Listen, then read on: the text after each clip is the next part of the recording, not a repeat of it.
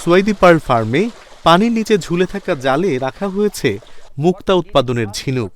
এখানে দর্শনার্থীদের দেখানো হয় কিভাবে মাসের পর মাস ঝিনুকগুলো বিভিন্ন ধাপে লালন করা হয় আর কিভাবে একসময় সেখান থেকে সংগ্রহ করা হয় মূল্যবান মুক্তা।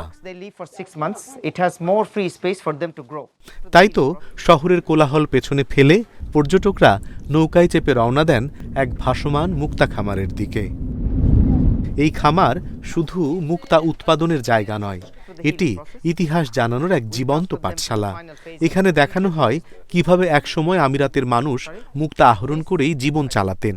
১০০ বছরেরও বেশি আগে পারস্য উপসাগরের নীল জলরাশিতে প্রায় ৪০০ মিটার গভীরে ডুব দিতেন জেলেরা। এই মুক্তাই ছিল আজকের সংযুক্ত আরব আমিরাত, কুয়েত ও বাহরাইনের মানুষের প্রধান আয়ের উৎস।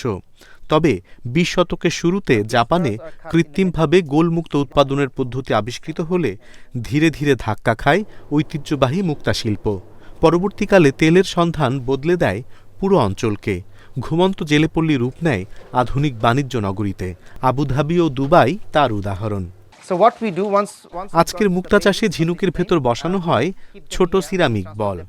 ঝিনুক সেটির ওপর আবরণ তৈরি করে, যাকে বলা হয় ন্যাকর বা মাদার অফ পার্ল। এই প্রক্রিয়াতেই জন্ম নেয় চাষ করা মুক্তা। প্রাকৃতিক মুক্তা অত্যন্ত বিরল, সে কারণে এর দাম উঠতে পারে লাখ লাখ ডলার পর্যন্ত।